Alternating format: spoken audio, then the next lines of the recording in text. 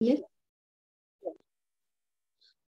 shamla kara lakarada samakaradi lakarada samashamla kara lakarana samashamla karada sakaradi lakarada samashamla kara korada sakaradi hilakarana shamala karada sakara lakarada samashamla karana samakara lakarada samakara lakarada samashamla kara lakarada sakaradi himakarana samashamla kara lakarada samashamla kara lakarada sakaradi hilakarana makarada shamla samashamla kara lakarada samashamla kara sakashala sakashala hilakarana samashamla kara sakashala karana makaradi lakarada samashamla kara sakashala sakashala sakashala samla kara lakarada sakaradi Mikarana makarada sukashala samla kara sakashala samla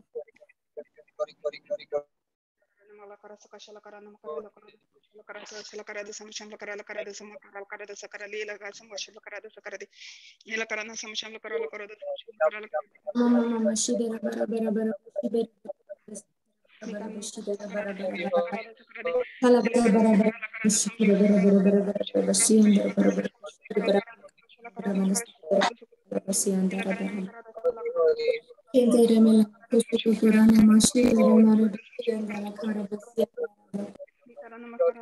Ramana basiti te karamana na kusiti te kabara Kere mela lele te kalala kala Lebe khadiara mama masidera bara bara khusuturu rara papa pala shidera Ora basida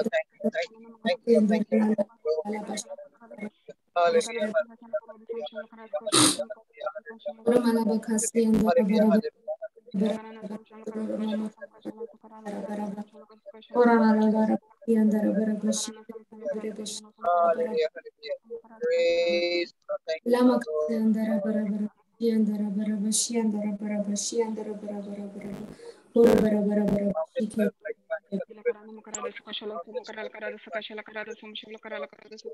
Lama kasi andara bara bashi kere bara bara bara bashi andara bara bara mama Bakala makasi tere bakala bara bara bara bashi bara bara shi andara bara bara bashi kere bara de Kora mala bara bashi andara bara bashi andara bara bara bashi andara bara bashi andara bara bara Kora mala bashi andara bara bashi andara bara bara bara bashi kere bara bashi Kora mala bakasi andara bakasi andara bara bakasi andara bakasi tere bara bashi andara Ora materi makasi andara bara bashi andara bara bashi dere bara kaso Ora malabashi andara bara bashi andara bara bara kusa bara bara bashi andara bara bara bara malabakasi andara bara bara kasi bara bara bara kusho turu bara bara bara bara bara bashi andara bara bara bashi andara bara bara Ora malabakasi tete tara malabakusho turu mama mashi andara bara bakashi tere bela bakusho turu nama Ora malabashi andara bara bashi andara bara bara kasi andara bara bara bara bara bashi andara bara bara Ora makashi andara bashi andara bara kasi tete la papa la la la papa la papa la papa la la papa la papa la papa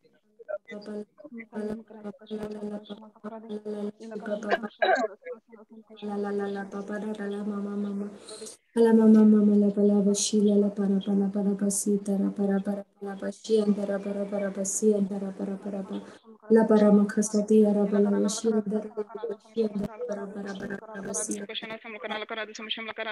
Roma kamara makala masi te nama masi te andara para basi andara Ora malabasi andara barabashi andara barakushu tutura papa lamasi andara balabashi andara baraba Ora malabasi andara barabashi kere berebesi andara barabashi andara barabashi andara baraba Ora malabasi andara barabashi andara barabashi andara barabashi kere berebeshi andara Tere makatara marabakasi andara Thank you Jesus.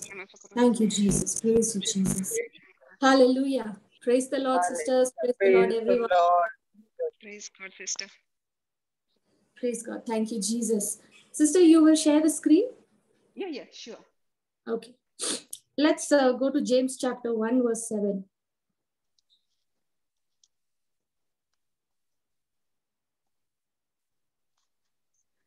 Would you like King James Version? Yeah. Okay. Do you want me to read the verse 7? Yeah. Can you just increase the font size, sister? That is actually maximum. Yeah, just put Excel. Yeah, click. Yeah, it is extra large, sister. I don't know. It is? Okay, okay. No problem. It's probably because it's a laptop. Not sure. No issues. That's fine. Yeah, read from verse 6 and 7. But let him ask in faith, nothing wavering, for he that wavered is like a wave of the sea, driven with the wind and tossed. For let not that man think that he shall receive anything of the Lord. Praise God. Now, the word of God says, but let him ask in faith. Now, faith, we all know, it has nothing to do with feelings, right? Faith is believing. Yes. Faith has nothing to do with looking for physical evidence, but faith is believing on the spiritual evidence which cannot be validated with my senses. Yes, sister. Okay, so now the question is, the word of God is saying, let him ask in faith, nothing wavering. That means there is no element of doubt. There is no element of any, sense knowledge involved over there. For he that wavers is like a wave of the sea driven and the wind with the wind and tossed.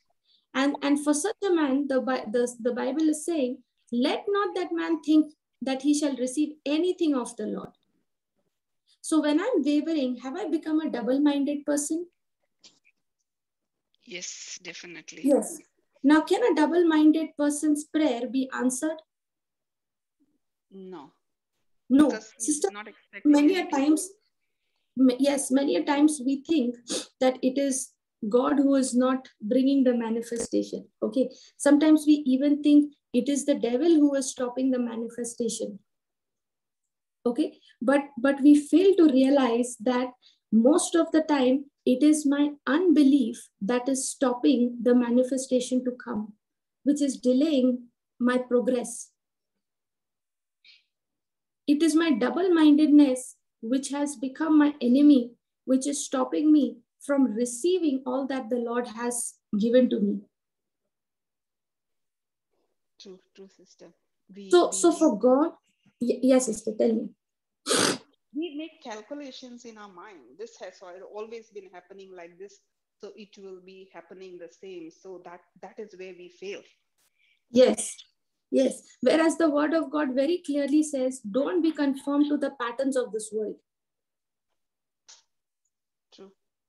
Be transformed by the renewing of your mind. Now, for God to answer your prayer, how much of faith are we walking in is a question we need to ask ourselves. And after years and years of praying, but still operating in anxiety and worry, that is not an example of walking in faith. You know why that anxiety and worry has not left so many people? Why they still operate in anxiety and fear? It is because they have not labored to get that life out of their life. Sorry, repeat that, sister. They have not labored. They have not labored to get that unbelief out of their life. Yes, definitely. That's the reason why they are, even though they are praying, they are operating in anxiety and worry and fear. You know what is that called as? That is called as contamination of your faith. True. When you're operating in unbelief, when you're wavering, when you're not at rest, when you are one moment you're believing the word, the other moment you're wondering why this is not happening, why the manifestation is not happening, and all those things. That moment you have actually blocked your faith with unbelief, and now your faith cannot do what God has designed it to do. Yes, it so is. You get rid of unbelief. Your faith will be free to do the work that God has designed it to do. Because it is the same faith that you and I are operating in, the same faith that Jesus operated in. Correct? Yes. So there is nothing wrong with the faith that we have, but it is the presence of unbelief that has taken over and it has started to contaminate my faith. Just go to Romans chapter 10, sister. Yeah. We look at verse 9.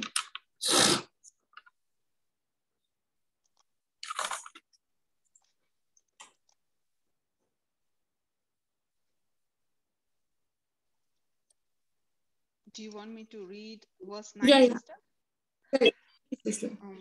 That if thou shalt confess with thy mouth the Lord Jesus, and shalt believe in thine heart that God hath raised him from the dead, thou shalt be saved. Okay, if you shall confess with your mouth, can you see there is a condition over there? The word if. Okay, now just in the previous verse, it says, but what says it? Now this is talking about the righteousness of faith. Okay, what does the righteousness that is of the faith says? That the word of God is near you, as near as it is in your mouth. It's even in your mouth and in your heart. That is the word of faith which we preach. And then he says, if you shall confess with your mouth the Lord Jesus, and shall believe in your heart that God has raised him from the dead, you shall be saved. So now, even though you're hearing the gospel, okay, let's say, for example, sister, you're hearing the gospel, okay, but you don't make a choice, you don't open your mouth and you confess the Lord Jesus. You don't believe in your heart that God raised him from the dead. Can that gospel save you? No, definitely not. No. So what is needed from my end is I have to mix my faith to the grace that God has made available for me. Yes. For that grace to get activated, for that grace to work, I need to respond to it with my faith. And always remember, faith that is wavering is not faith. True, sister. Now, in the 9th verse, it says, confess with your mouth, Lord Jesus, and believe in your heart that God raised him from the dead. Now, confessing with your mouth that Jesus Christ is Lord, it is not any emotion or feeling. It's a believing, it's a conviction. Now, is Jesus made unto me wisdom? Yes. According to 1 Corinthians 1:30.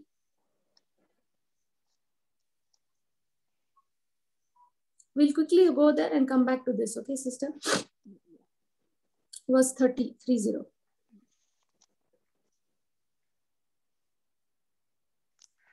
Okay, read that.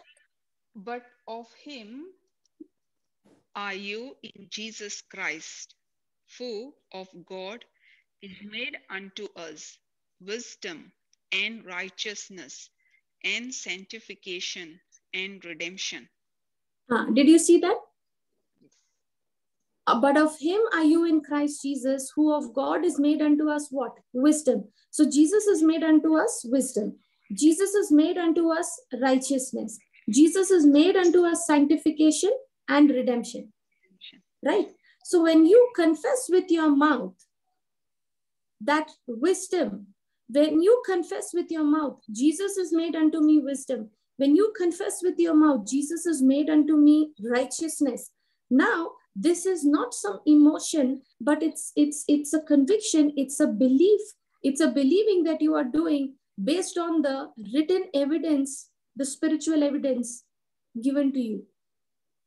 Correct? Yes. And you are believing in your heart that this Jesus who is made unto me wisdom, this Jesus who is made unto me righteousness, who has given me a right standing with God, who has sanctified me, who has redeemed me, this Jesus, God has raised from the dead. Now what happens? When you confess with your mouth first, second, believe in your heart, all that the word promises, now what happens? You receive salvation. Amen. Yes. Okay, and salvation is not just hell being cancelled for me and I getting God giving me heaven. No, salvation is a complete package. It includes deliverance, healing, prosperity, nothing missing, nothing broken in my life, an abundant life that Christ came to give. Now we have gone through this process when we were born again, correct? Yes. Go back to Romans 10, sister. Yeah. Verse 9. Yes. If you shall confess with your mouth the Lord Jesus, can you just select it, sister? Just select the text. Yeah. Thank you, Jesus. If you shall confess with your mouth the Lord Jesus and shall believe in your heart that God has raised him from the dead, thou shalt be saved. And what is the word saying? That this word is near you. It's even in your mouth. Now, is the word of God the seed? Yes. So where is the seed for the greatest miracle? In our mouth and in our heart. Yes. So the seed of the seed for the greatest miracle has been in my mouth. It's been in my heart. And now when I repeatedly use my mouth for the word of God to speak it, that mouth will begin to deposit our faith in the heart of us and of the loved ones for whom we are believing. Are you all understanding? Yes, yes, sister. Sister, this is the greatest miracle that God has given to us, even without we asking for it, right? Yes. We didn't even realize that we needed it. So because we were so dead in our sin. Yeah. Now here, if you see, when God gave us the greatest miracle, okay, the gift of salvation, without even asking. And how did we believe? How did we receive our salvation? Did we see any physical evidence, sister? No, nothing. No, we did not see any physical evidence, but the greatest miracle that took place was based on the spiritual evidence. Yes. You believed, you confessed with your mouth that Jesus Christ is Lord. You believed in your heart that God raised him from the dead, and you believed you are saved, correct? So you literally took this promise of God and you believed it. Yes. There was no doubt, no physical evidence required over there. Right? Now, Yes. do you find, sister, the devil putting everyday pressure on you, causing you to doubt whether you are saved or not? Or does he put too much pressure on you when it comes to your job, your family, your health, your prosperity? Which one does he put more pressure on? Yeah, Sister Colin, do you have a question? Can you accept the unmute request? Hello?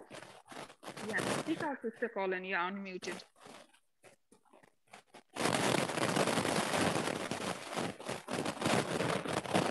Sister Colin, there's a lot of disturbance. We can't hear you anything, Sister Hello. Colin. Is it better?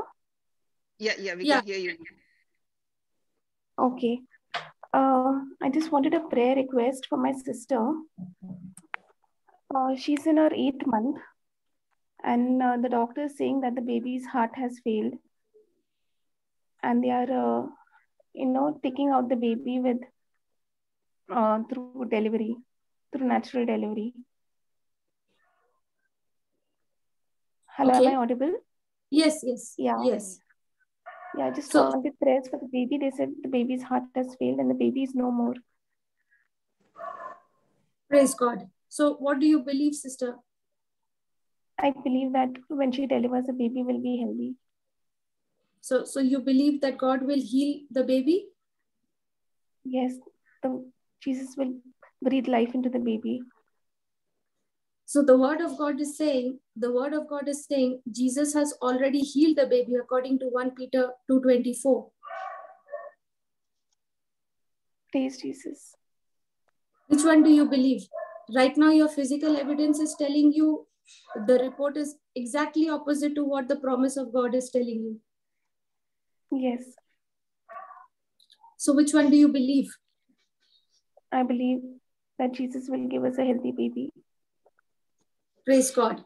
Okay. So we have to believe what the promise of God is saying, what Jesus has done. Okay. And keep our heart fixed on it. Praise God. Yes, praise Jesus. Father, we thank you. We praise you, Lord, for this baby. Thank you, Jesus, that you love this child. Lord, you came down for all of us, including this baby, Lord, to take our place on the cross. You took the pain, you took the suffering, the penalty of sin you paid on the cross, and you've redeemed us and set us free. And this is only, Lord, because of your love. Lord, you love this baby in the same way. Father, right now, in the name of Jesus, I rebuke that spirit of death. I rebuke that spirit of infirmity that is afflicting that child. In the name of Jesus, I bind you and I command you to get out of that baby right now in the name of Jesus.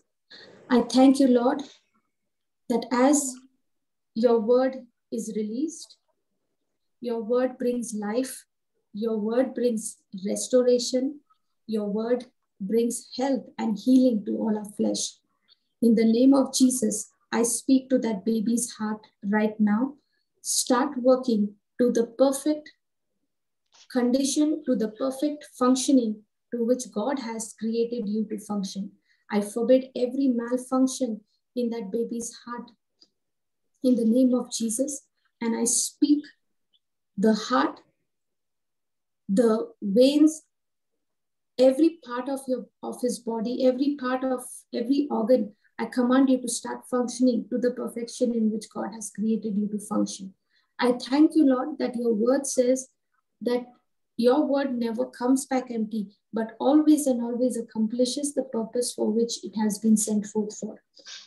We thank you and we praise you, Father, that you always hear us, you always hear our prayers, and even right now, Lord, you have heard and answered our prayer.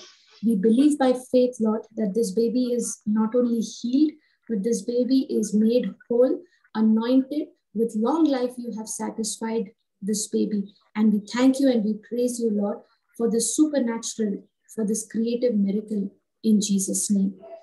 Thank you. Thank you, Jesus. Amen. Amen. Praise God. Praise God. Thank you, sister. Okay. Praise God, sister. Thank you, Jesus. Okay, so where were we in Romans 10, right? Yes, sister. Okay. I was asking a question, sister, that the greatest miracle of salvation we received by faith, correct? Without any physical evidence. Okay. Yet in our day-to-day life, sister, what sort of troubles take over us more? The trouble, the doubt of us being saved or not, or the doubt whether the pressure comes more with things related to our job, our family, our loved ones, and all those things. All the petty issues regarding job, regarding our well-being is we are distracted. Your future, your finances, all of this is these are the areas where the devil puts a lot of pressure. Yes, definitely. Right? We don't find ourselves doubting our salvation every day, do we, sister? No. So have you ever wondered why does the devil does not come in that area and put a lot of pressure for us in that area when it comes to salvation, but he puts a lot of pressure in the other areas? It is to draw our attention on those areas, to focus on that. You know why, sister? Because when it comes to salvation, no, it is very simple over here. I only have to confess with my mouth that Jesus Christ is Lord, believe in my heart that God raised him from the dead. Okay, now there was no physical evidence for me to see. I did not see Jesus physically present, but I believed. And I believed in what? The spiritual evidence. There was no physical evidence when you accepted Jesus as your Lord, God, and Savior. But, sister, when you are praying, when you are believing God for the other areas of your life, when it comes to a job, when it comes to a family, when it comes to your finances and all the other things, when it comes to your health, when you are praying, believing God for in all these areas, now all these are areas which needs your validation when it comes to your senses. Are you following? Yes. When you don't have a job, sister, you can see it with your senses. You don't have a job. When your health is down, when you have a pain in your body, you can see it with your senses. You can feel it with your senses that the pain is real. Yes. But when it comes to salvation, you can't sense it.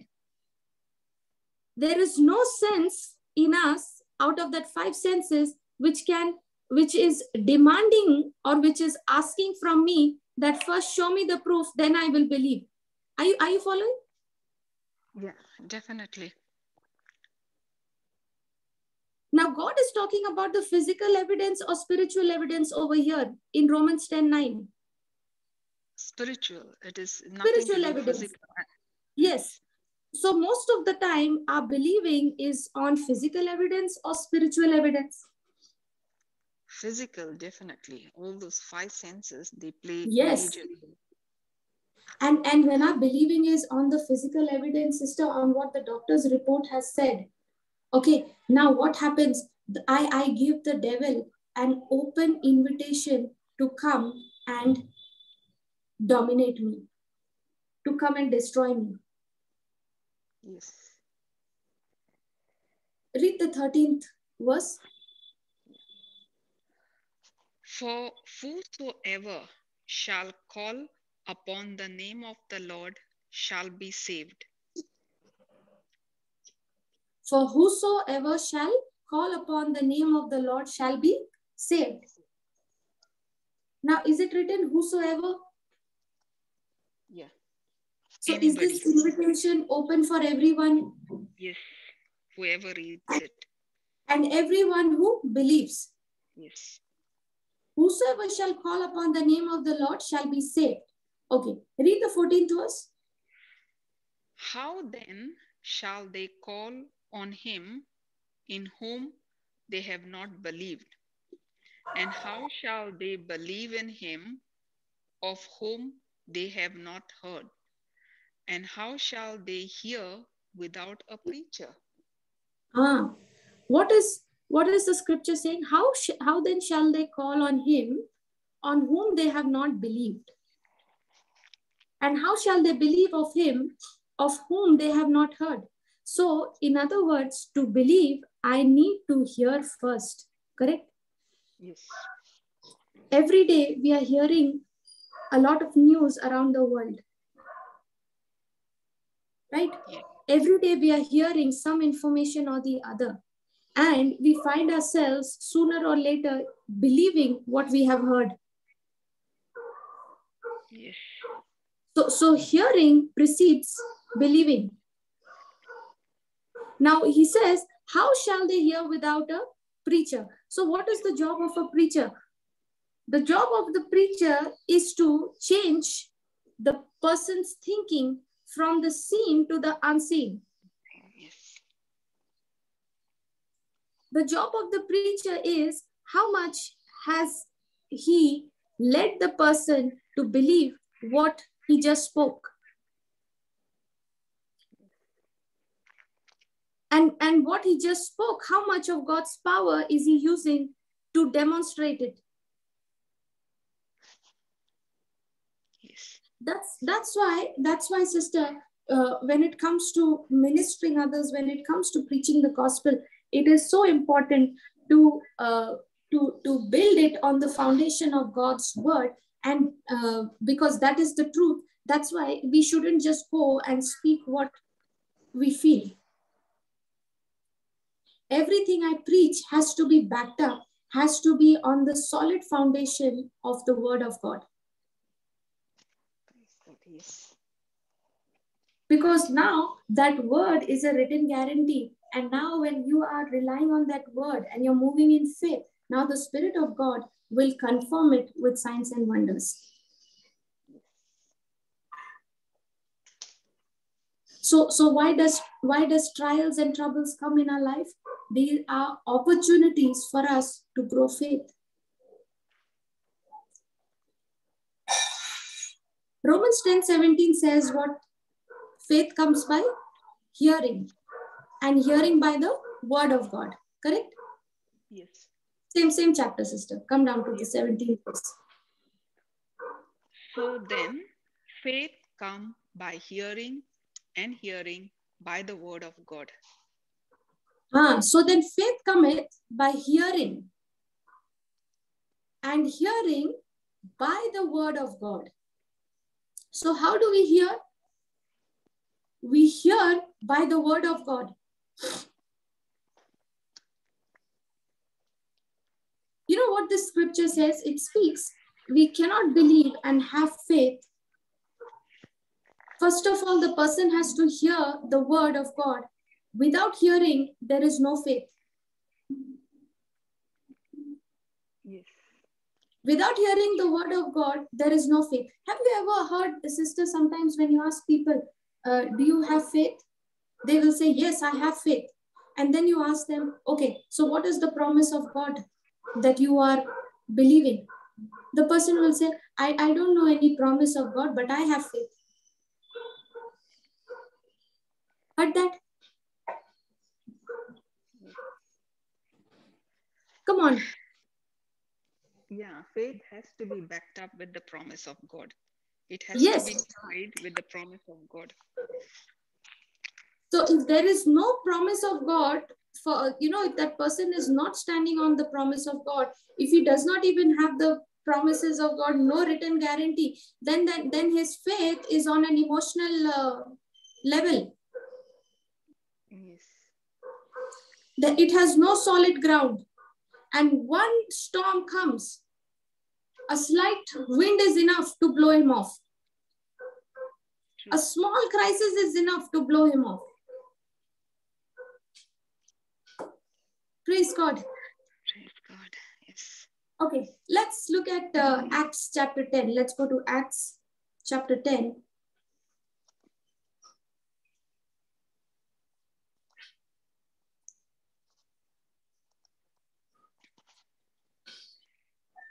Yeah, you read it from the first verse, sister. Yeah.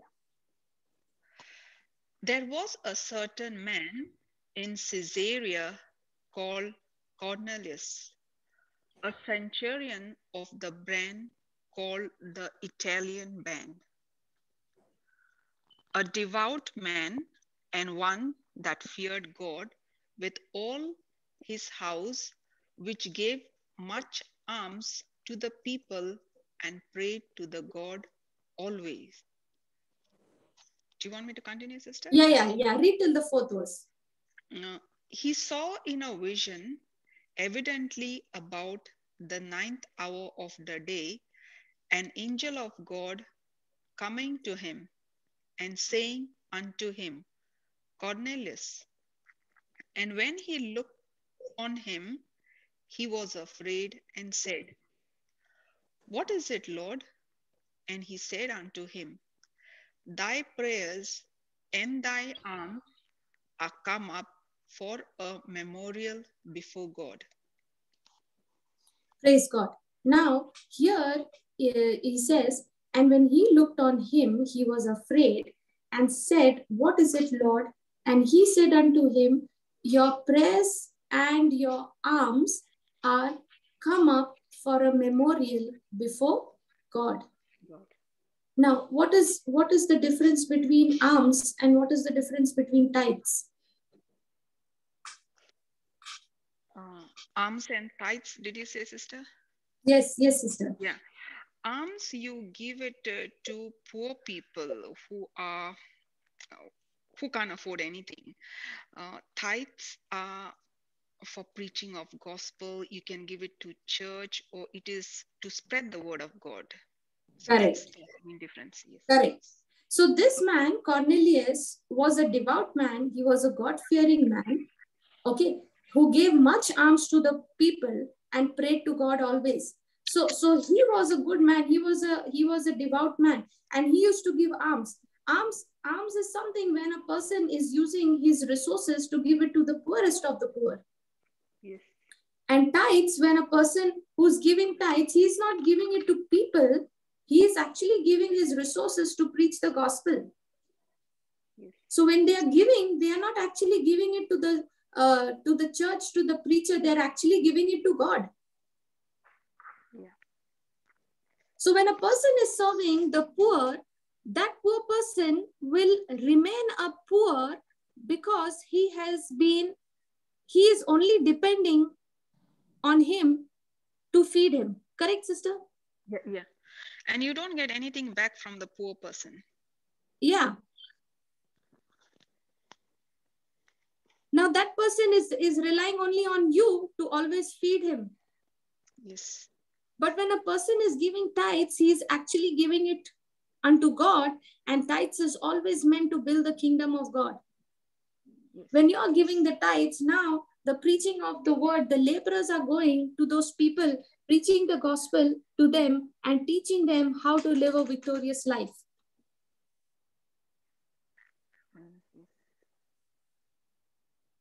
Now here, the angel who spoke to Cornelius, you know, sister, in Goa,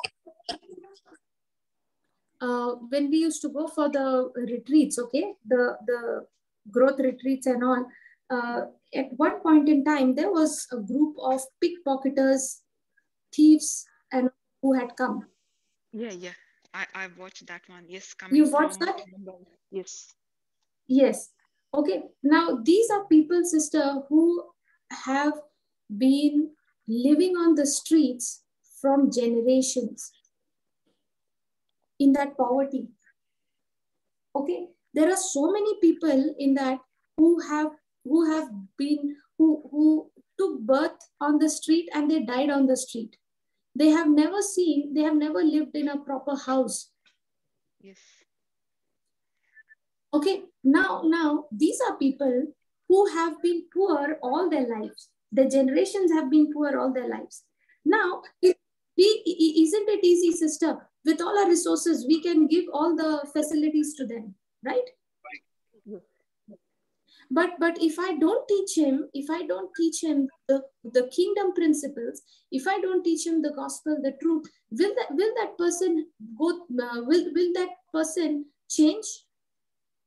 No, never. They'll go back No. to their old habits. Yes, they will go back to the old habits, and they will continue to depend and rely on you for all the resources. Yes. But when the gospel is preached to them, and when you are investing in the kingdom of God, okay, when you're tithing, that tithing is not going to the preacher, but it's going to God, and God is now appropriating all those resources, sending the laborers to those people to preach the gospel. And you know, their whole gang, they came over to the New Creation home, okay, in Goa. And they were there for the growth retreat. And day and night, they were being fed with the spiritual food. Praise God, yes. And their lives began to change. There were people in that group, sister, who did not know to read, who did not know to write. Okay, and when the teachings would be going on, no, when Papa would be dictating the notes, he would be giving the notes, everyone would be writing, and these people would not know, they would be just staring. Now, it so happened that as they began to study, listen to the word of God, these are the same people, sister, who began to exercise their faith on the word of God, and they started to believe that the grace of God has given them the ability to read and write. And that's exactly what happened. These are grown-up adults who have never gone to school, no private tuitions, nothing available for them. but just believing in the word of God, relying on the promises of God, hearing the word of God, their faith began to increase and they started to believe God that they are able to read, they're able to write, and it happened. Now, these are the same people who has been illiterate, who's never gone to school, but can still read the Bible, they can still write the notes. I have a question, sister. Did they learn like how we read in English? Did they learn ABCD or they just went straight to words? It happened supernaturally, sister. These were people who, when they got the tongues, the gift of tongues, they would go in tongues non-stop. Praise God. It was supernatural. The Holy Spirit taught them to read the word, taught them to write the alphabets. All of that happened supernaturally. You know, it becomes so difficult for our mind to grasp this. True. But the word of God says that if you confess with your mouth, Jesus is Lord, Jesus is your wisdom, you have the wisdom of God to teach you everything that you need to know. That's why, sister, in the kingdom of God, everything works on believing. If a person who has never gone to school, who has never seen a book, a pen, and all those things, now for such a person, he would not even know what is A, B, C, D. Nothing he would know. Yeah. But this is the same person who's now, who started to read, who started to learn, started to write, and now they're going and preaching the gospel in their villages, into all the slums. Praise God. So here, what is happening? The angel who spoke to Cornelius, he is telling Cornelius, he's saying, he says, he saw in a vision, evidently about the 9th hour of the day, an angel of God coming to him. Cornelius sees an angel of God coming to him and saying to him that your prayers and your alms have been accepted, has come up for a memorial before God. Correct? Yes. In the 5th verse, the angel of God tells Cornelius, send some men to Joppa and call for one Simon, whose surname is Peter. Okay, read the 6th verse, sister. Sure.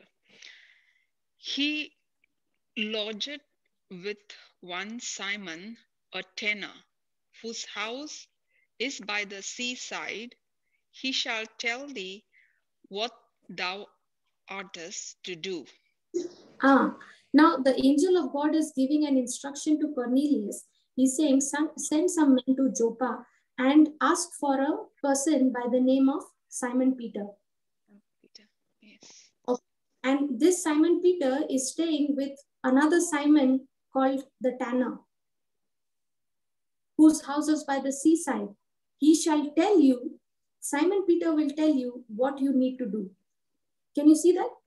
Yes, yes. The angel who spoke to Cornelius could not preach the gospel to him.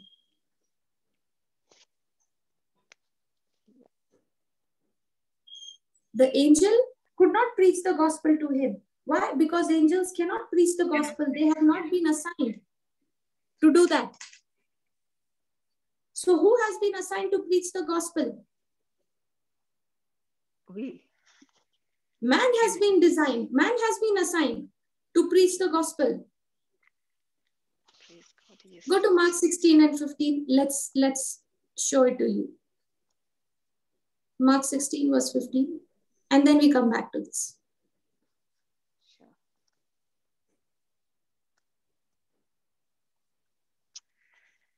And he said unto them, go you into all the world and preach the gospel to every creature. And he said unto them, to the disciples, to the people, not to angels. So who has been given the responsibility to preach the gospel to every creature in all the world? Men. Men. We have been given. Men are given the authority to preach the gospel. See, if it was given to angels, then angels would go and preach to Cornelius, and it would not have been necessary to call Peter home. Correct, sister? Yes, yes, definitely. So the responsibility of the gospel is put in whose hands? In your hands and in my hands. Yes. And God expects us to go and preach the gospel. You know, sister, for most part of my life, I thought that the preaching of the gospel is only meant for selective people who have a special, calling in their life. Till the Lord showed me Mark 16:15. Praise God. Yes. Even I had the same ideas like you, sister. Always that only anointed people are touched and they have authority. Yes. And only those people who have had heavenly encounters, who have had heavenly visions, who have gone to heaven and come back, they are the ones only who can preach the gospel, and they are the ones only who can do mighty wonders. Yes. I was so wrong. The devil had deceived me so much. Till the day the Lord opened the scriptures to me, and the light of God's glorious gospel began to shine forth in my heart in such a way, sister, that it expelled every lie of the devil. Praise God. You know, he is saying, go you into all the world and preach the gospel to every creature. I tell you, sister, thank God for that word, every creature. When I started my journey, I did not have people to preach to. Are you understanding? I was very new. I was just 1 month old in the Lord. And I was saying, Lord, and what I had experienced, the love of God that I had experienced, the grace, the fullness, and the deliverance and all those things that I had experienced, I was so overflowing with it, sister, that I could not contain. And I did not have people around me to go and preach. Now, I did not have people means now I didn't know how to preach the gospel to them. Because it's the first time. All I can experience is the joy, the love, the peace that is overflowing, and I want to go and share it with somebody. You know, when you're all excited and you go and you start talking to that person will say, what is wrong with you? They will not be able to understand, correct? Yes, because the joy is overflowing inside your heart, not into that person. Yes. Correct. And that person has not experienced it. Yes. Okay. So in the beginning, I used to be so overjoyed. I used to be so full of, even now, okay, so much of peace overflowing that, I would be sitting in my room, and when I read this scripture, I started thanking God, and I said, thank you, Lord, that you've given me the opportunity to preach the gospel to every creature. When I would be sitting in my room, there would be, small ants coming, some butterflies coming inside my room, some creepy crawlies, at times, I would be talking to them. I would be preaching to them. I would be sharing my testimonies with them. It sounds so ridiculous, but that's what I've done. No, I believe you, sister. I have noticed that, I had some plants, okay, back in, this is now a few years ago, 4 years ago. I've noticed here in Australia, if the plant is a baby and if the baby plant is out growing during winter, and if that particular plant needs sunlight, it will die. Yeah. You know papaya plant? Yes. Yeah. So I had grown papaya plant, and I noticed that their baby plant, they were very small, and I know they will not survive in winter because winter here is around 4 degrees, 5 degrees, and when they are out, they experience even 0 sometimes. So they are not going to make it after winter. I know they'll collapse. So they were actually struggling. I can see the end bit is going dry. So what I did, Sister, Papa's preaching was loaded on my phone. Faith CD, okay? you know that track number 23 is only healing session. Hmm. The whole track. Hmm. So I had a spare phone. So what I did is sometimes it rains in the night. I put a plastic, the phone in the plastic, and whole night I kept it under the plant. And did you realize within a week's time, I saw the shoots coming out? Praise That God. plant survived. Yes, I tested it in plant. So if any of my plant outside, they are about to die, and if they're in the pot, I bring them in, I pray God's word, they are okay, then I put them out.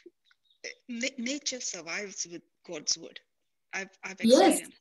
Yes. Yes. Because the word of God is alive, it is living, it is active, it gives life. Yes.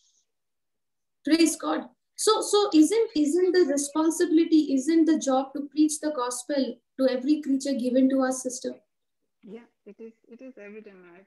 Once you practice this, when the Lord told me that plant will survive, that plant, and what motivated me?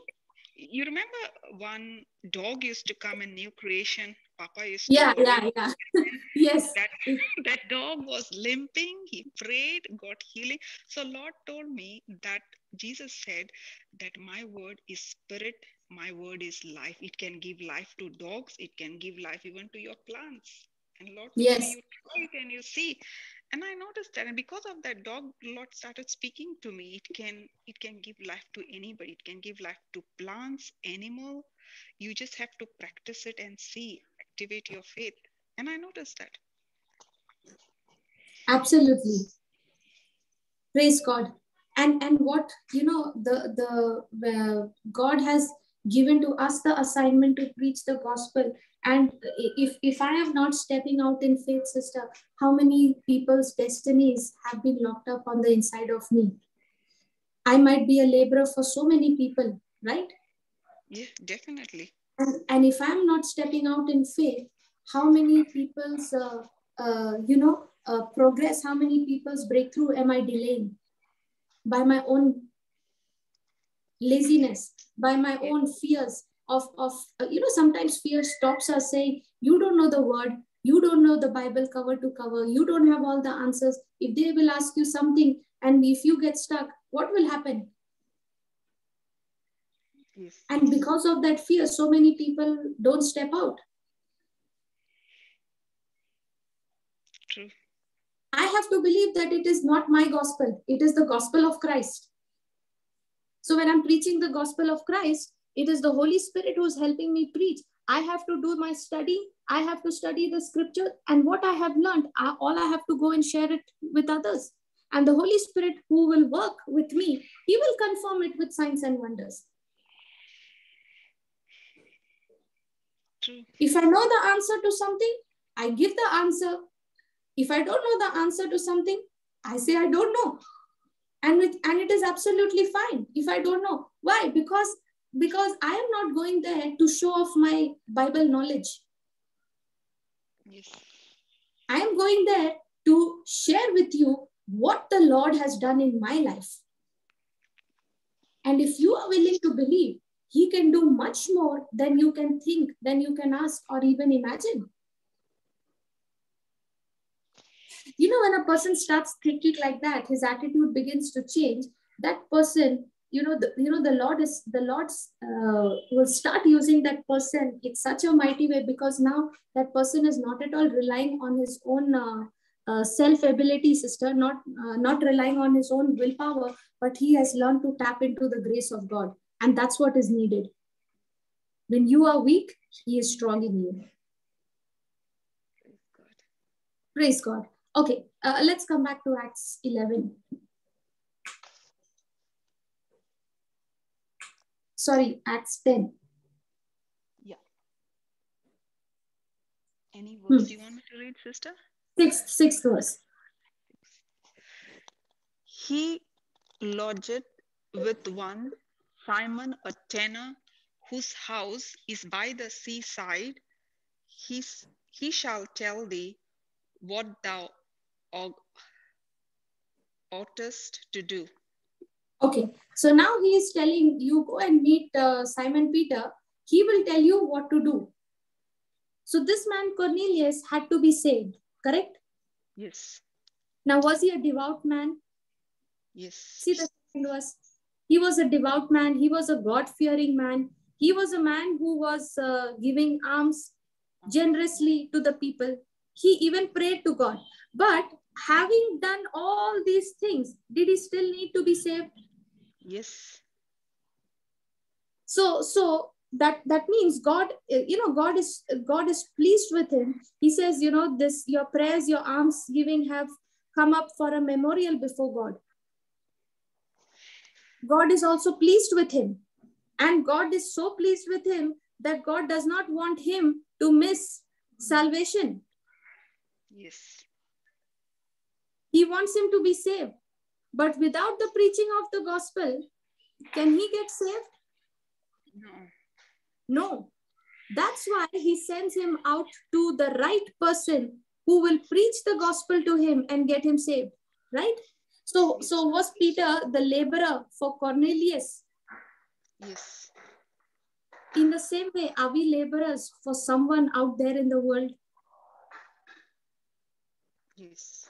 Now God sends Peter, right? Look at the 5th verse. It says, send some men, and now send men to Joppa and call for one Simon, whose surname is Peter. Now, to get Cornelius saved, did God give him the right person to preach the gospel to him? Yes.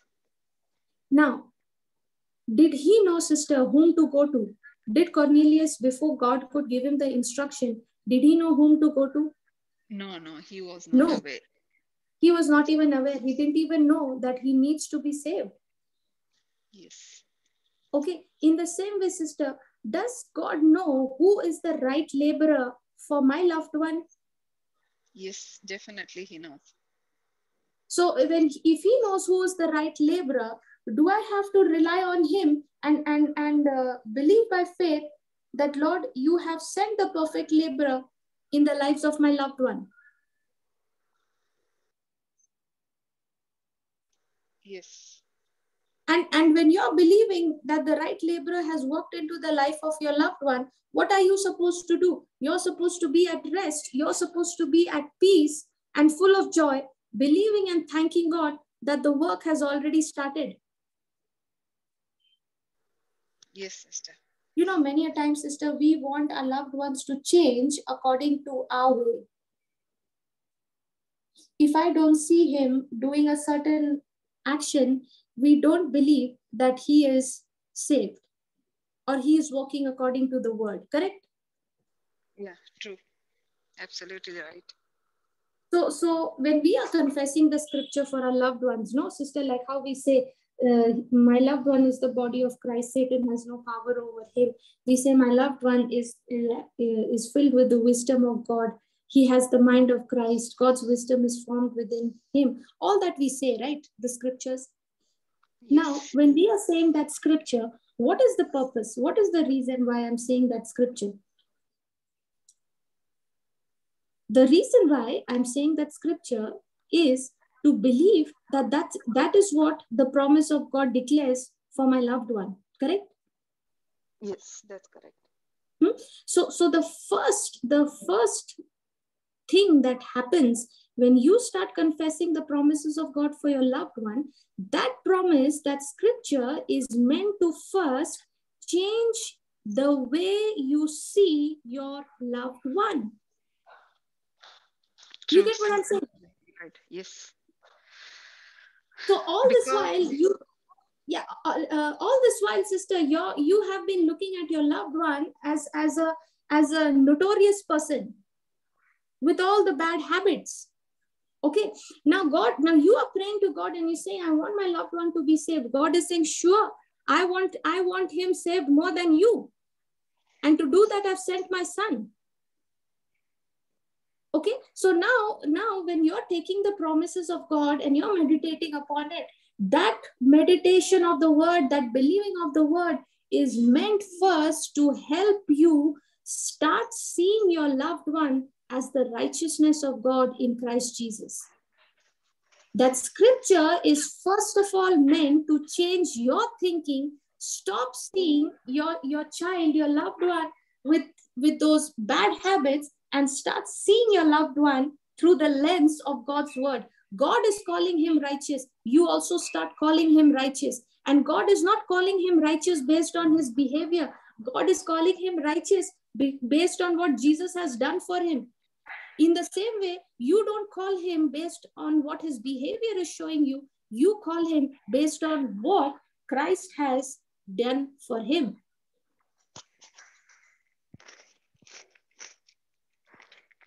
Yeah, that's absolutely true, sister.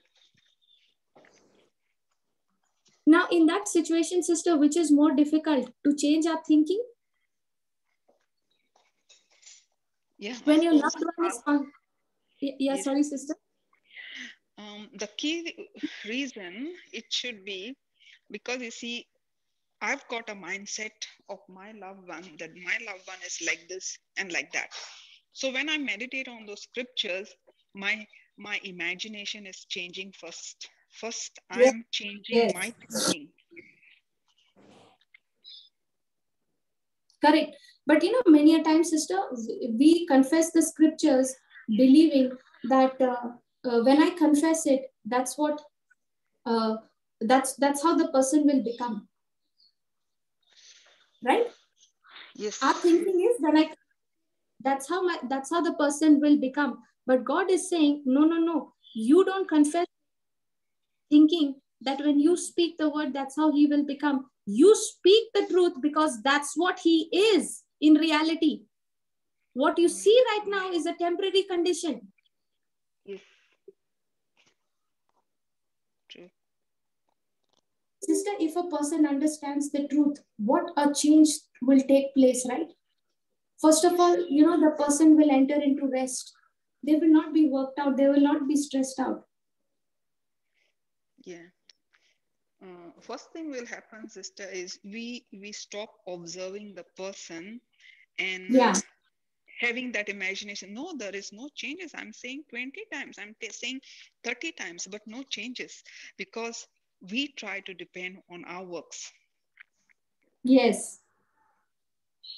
Correct. We want him to change according to our patterns, according to our standards.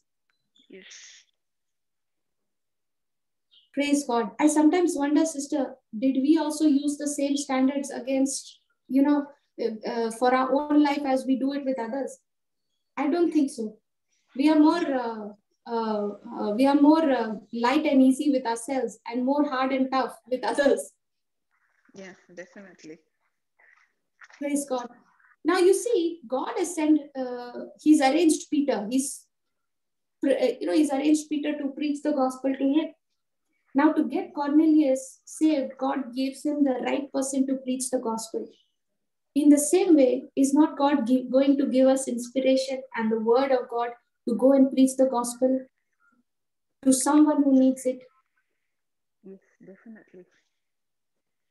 In the 7th verse you read, it says, when the angel, just can you lift the screen, scroll it a little up, sister? Yeah. The 7th verse. Read it, please. Yeah. And when the angel will speak unto Cornelius was departed, he called 2 of his household servants and a devout soldier of them that waited on him continually. Now, when the angel which spoke to Cornelius was departed, he called 2 of his household servants and a devout soldier of them that waited on him continually. And when he had declared all these things unto them, he sent them to Joppa. So, the angel of God is telling Cornelius, you go and meet Peter. He will tell you what to do. Right? So, is it about me telling God what to do, or is it receiving from God what I need to do? Yes, he's getting instruction from the angels. Yes.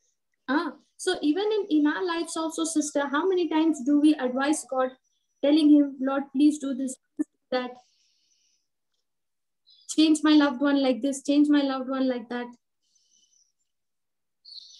Is it about God giving me orders? Is it about me taking orders from God, or is it telling God what to do? Yeah. We want to Taking orders from God. Yeah.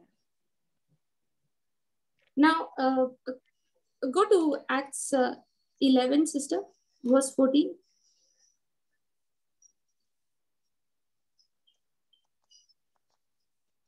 In the next chapter, you see, read the 13th and 14th.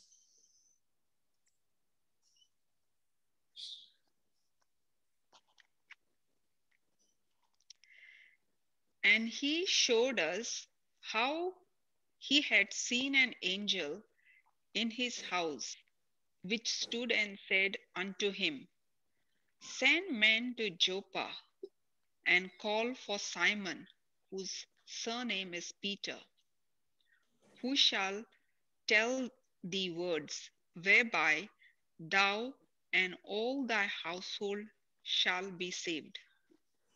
Praise God. Now, here you find he's telling that, Peter will tell you what needs to be done.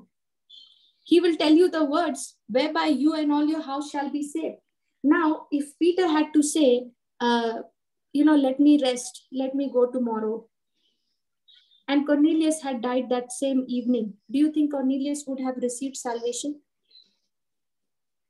No. Here it says that the angel said that Peter would preach the gospel to Cornelius. Now, did the angel of the Lord speak to Cornelius and say, for you to receive salvation, there has to be a person named Simon Peter. You will receive the gospel from him and you will be saved. Now, all this while, you see, Cornelius was a very devout person. He was a God-fearing person. Yes. Now, even though he was all good, even though he feared God, even though he gave alms to the poor, all that he did, yet he needed salvation. Because salvation is not based on my good works. I don't receive salvation just because I do good works, just because I pray. Salvation is not based on my good works. It is based on the good works done by Jesus, who took our place on the cross. Here is God showing us, sister, through the example of Cornelius, that Cornelius and his family were going to get destroyed, and God intervened in their life. And because Cornelius is seeking God, he can hear the voice of God. He could recognize. So the more you spend time in the written word of God, the more you will hear the voice of God speaking to you. So even though he's a person who can hear the voice of God, he is doing all the good works. And let's say nobody went to preach to him, he still goes to hell. Because salvation is through the preaching of the gospel. And that's why it's so important to open our mouth and preach the gospel, to preach the word, so that the one who is hearing and hearing, faith comes and brings forth salvation.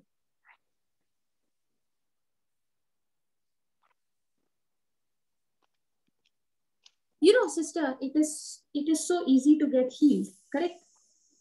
Yes. Now, I can exercise my faith and get the healing. But after you have got healed, don't you think the devil will still come again to steal, to kill? Definitely. And I've noticed this, sister. People, whoever have got healing, 80 to 90% time, the symptoms always shows up. Yes, because they have not understood, sister. It is not about getting healed, but it is learning how to remain healthy. Yes. And you can remain healthy when you are constantly feeding on the word of God. Just as you continuously eat food on a daily basis, your physical body remains healthy. Let's say, sister, if you don't give food to your body even for 2 days, don't you start feeling weak? Yes. Body will not function as normal. Definitely. Yes. That's the reason why, sister, it is so important to feed ourselves on the word of God on a daily basis. Not only when you come face to face with a crisis, not only when you have a trouble, not only when you are expecting a trouble to come. You should be taking your daily dose every day. You should be eating the spiritual food, feeding your spirit of God every day, so that now you are healthy, you are fit, you are ready to take up any battle. Praise the Lord. Did that make sense? Yeah, definitely, sister. Yes. Thank you, Jesus. Yes, any questions? Anyone who wants to share any testimony? Yeah, please feel free. Anyone would like to share? Yes, I do have one. I'm my name is Stephanie, and I've been listening to your the word of God, Sister Florita, and it's been very it's enriching giving me more wisdom, giving me more understanding of the word. And praise God. And I had a very an incident happened to me on Tuesday evening, and before I begin, I have to say that I have been now tuning into Brother Johnson's talks every morning, breakfast show, and I'm in the spirit. I'm talking in tongues, and it helped me so much. I've seen so much of improvement in my daily life. I've got a special needs daughter who's 18, and now I find that, before I used to have to give her the music when I give her a meal time. Now she just gives me the music, to turn it off. And anyway, I had an incident coming back to me.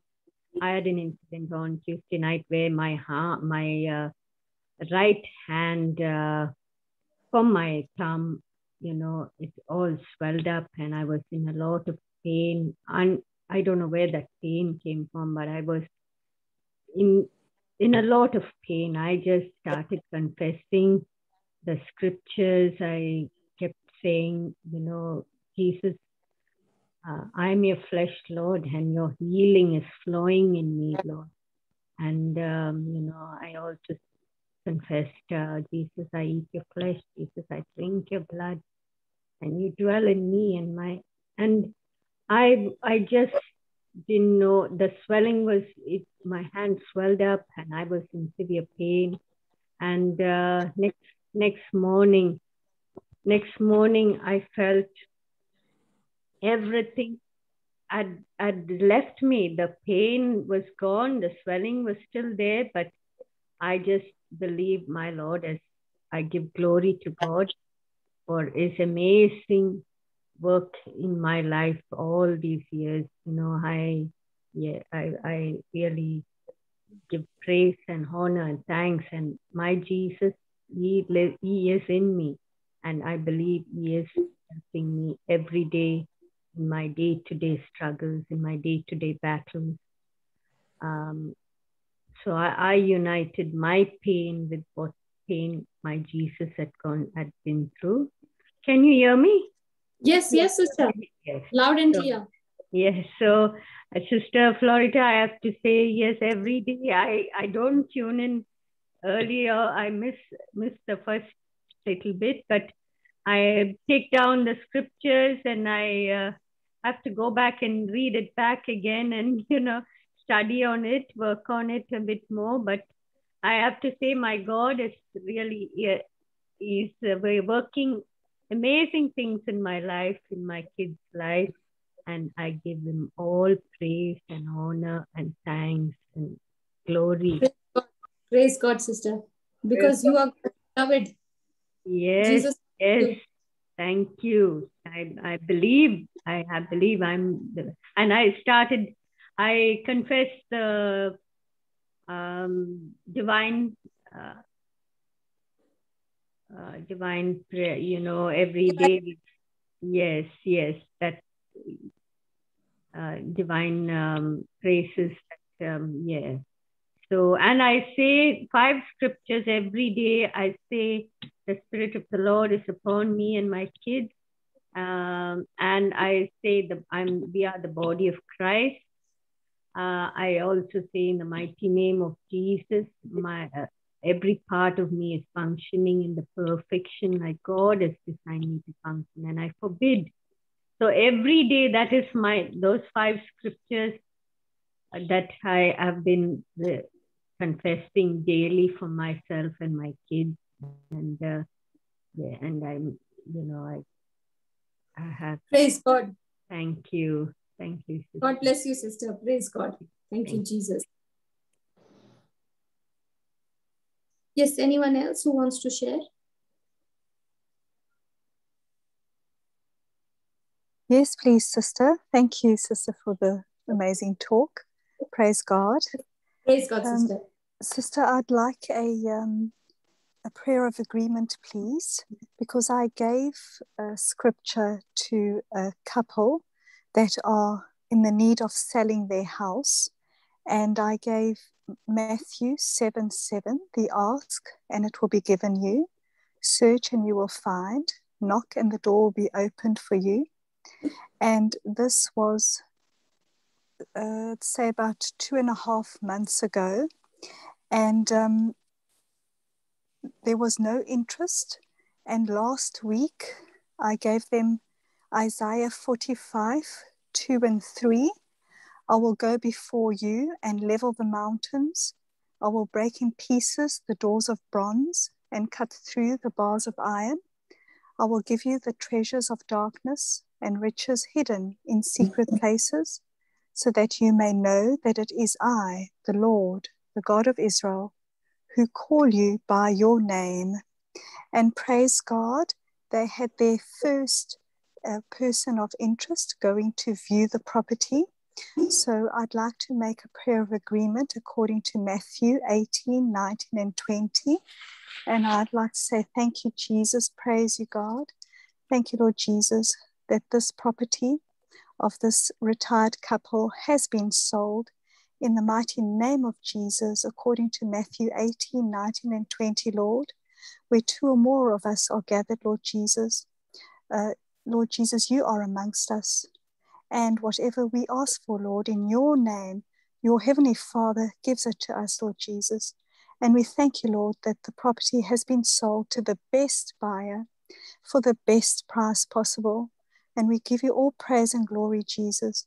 And we bless the new property owner, and we bless the retired couple, so that they may go out and bless more with a great testimony, all for the glory of God. In Jesus' mighty name, amen.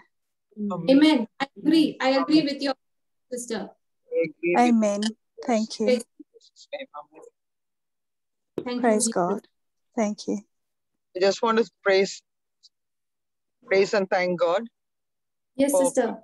Yes, I want to just praise and thank God for keeping my husband and myself safe while we were traveling. We nearly missed an accident, but I have to praise God for keeping me calm and not opening my mouth.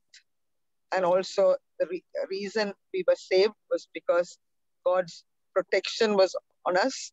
As in Job, it says, I put a hedge of protection over you and your family. And I also say, Exodus 33:14, God's presence goes before us and gives us rest.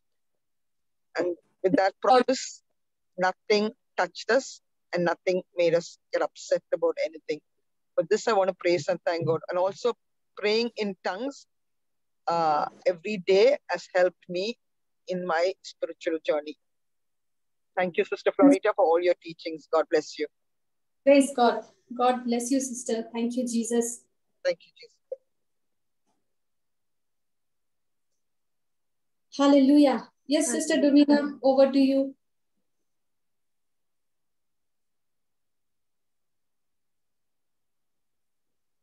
Is there anyone else who wants to share anything? Any testimonies?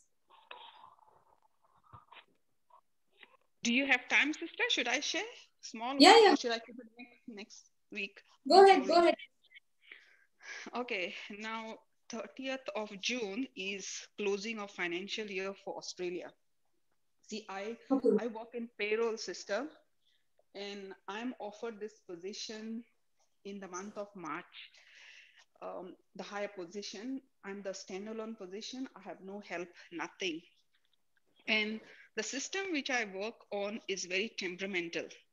It is like if you touch one thing, something else on the background, it happens. You don't know how and what. It is like, you're pulling the curtain, but the glass will break. You don't know whether pulling the curtain has caused that. So what I did is I took 1 Corinthians 1:30 and I said, Lord, you promised us that you are Jesus, you are made unto me wisdom, righteousness. So I refuse to accept that I don't know. There are a lot of things I don't know in the system. How to work around. Like I told you, this job came to me as a promotion. All of a sudden, it is God's blessing. And I don't know when I was offered this job. A lot of things I don't know. Closing of the financial year, I don't know. But I refuse to say that I don't know. I said, Lord Jesus, you are made unto me wisdom, righteousness, sanctification, and redemption. I said, I know all things. And Praise I have God. got bountiful knowledge, and I'm depending on this. And it is coming from my spirit mind to my soul mind. And I'm openly accepting this. And I started speaking in tongues. So last weekend was very pressurizing for me. So Saturday, Sunday, I did the same thing. And you won't believe, sister, there are things my colleagues has asked, what have you done here? What have you done there? I have no answers. God started speaking to me. He said, you go in the system and do this. You will get the answer. And this is while I'm going to work.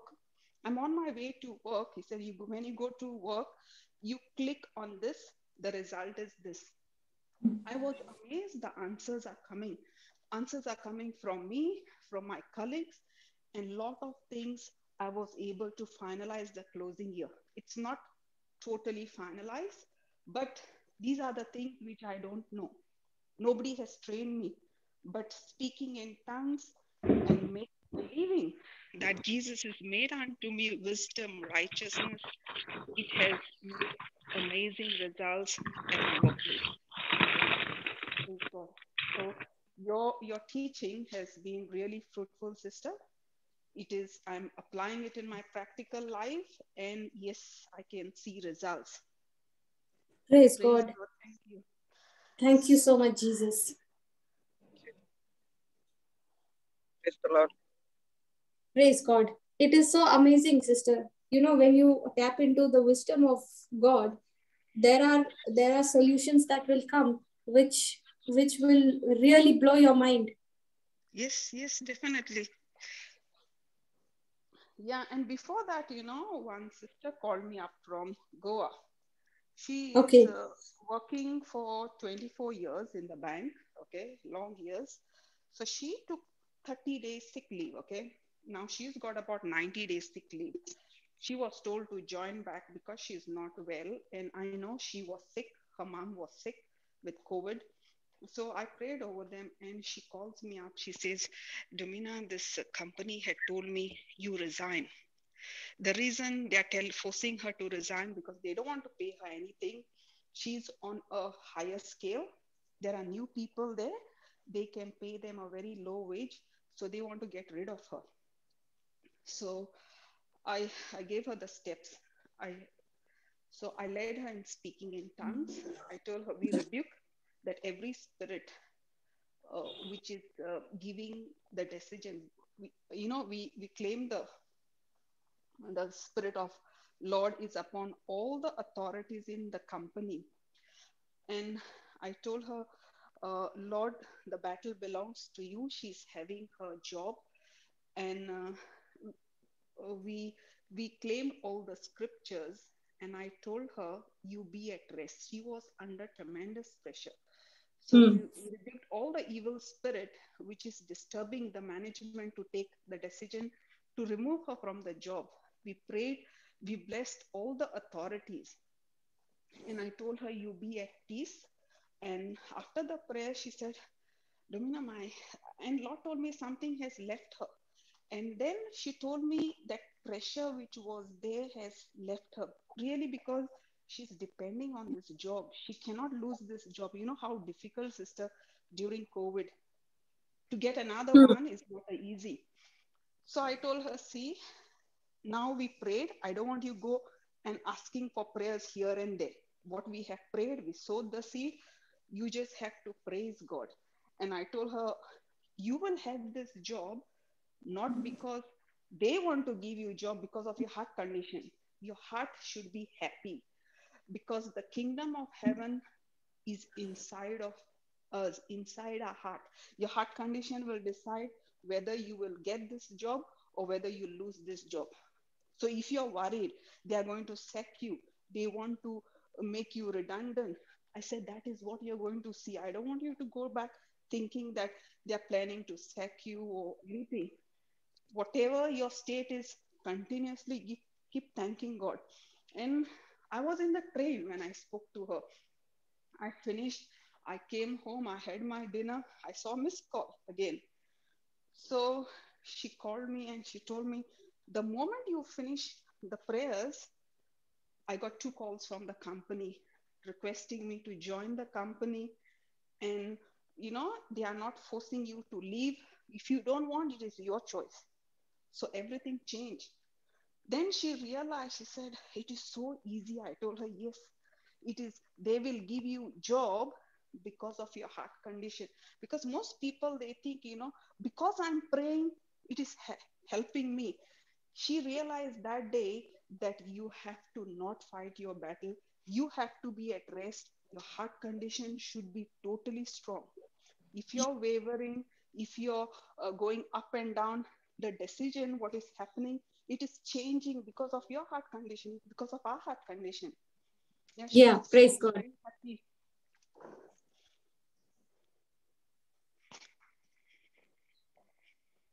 Thank you, Jesus. Yeah, she's totally happy. And I told her, you use this as your foundation and try to tackle all your problem. So first time she realized, how to be at rest, how to be at peace, because every battle belongs to the Lord. If you think it is in your hand, then you're battling it on your own. Praise God. Thank you, Jesus. Yeah, that's all. It's better, sister, to always, let the Lord take over the battle because it belongs to him. The battle belongs to the Lord. And we need to be at rest. Yeah. Praise God. Thank you, Jesus.